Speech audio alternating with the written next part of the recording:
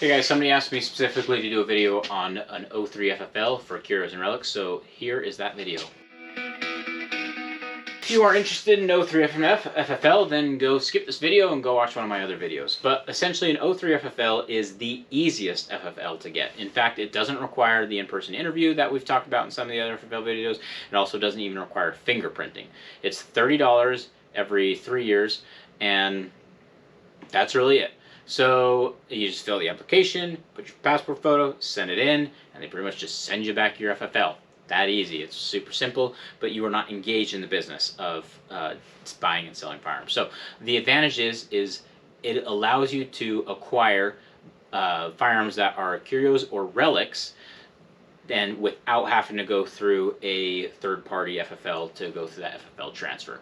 So what is a curio and relic? That would be, there's 3 different classifications of that. One is a firearm that is 50 years or older. One is one that has been designated as a historical item by a government museum, whether that's state, local, or federal. They don't really care, but it cannot be private. And the third one is that it has it derives a significant amount of its value being related to some historical event or historical person. So typically the easiest, broadest classification is a firearm that's 50 years or older. It can be a semi-modern firearm from, you know, like 1950 or something like that, but it still has, it doesn't have to be like Civil War era, but it still has to be 50 years or older. So you can avoid the whole transfer. You ship it straight to your house. Even if you found on Gunbroker, if it was an old one, you can ship it straight to your house. You still have to log it in a bound book. So the ATF, you know, it's just similar to various other FFLs, and when you sell, if you dispose of it, you also have to log that as well. Unlike other FFLs deal in manufacturing or selling of firearms, which is not what an 03 is for, you do not have to turn over your records at the end when you decide you don't want to renew your FFL. You don't have to do that as of right now. Who knows, they may change it.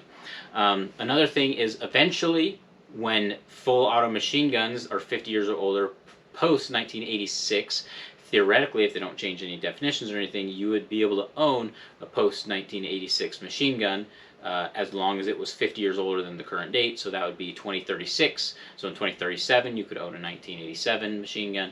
And so it could theoretically open up that window of machine guns that are available to civilians. Now, the ATF is sneaky, and they will likely change that and carve out an exception for those here in like 13 years when that happens. So don't bank on that if you have an 03 FFL. There's somewhere around 54,000 of them, so it is a relatively common FFL. It's a cheap FFL. It's easy to get. There are also some other perks if you live in communist states, such as California, where you have to go through background checks and stuff for ammunition. You can get ammunition oftentimes shipped straight to your house if you have an 03 FFL and some other weird thing that the state of California has you get. But you can look that up on your own.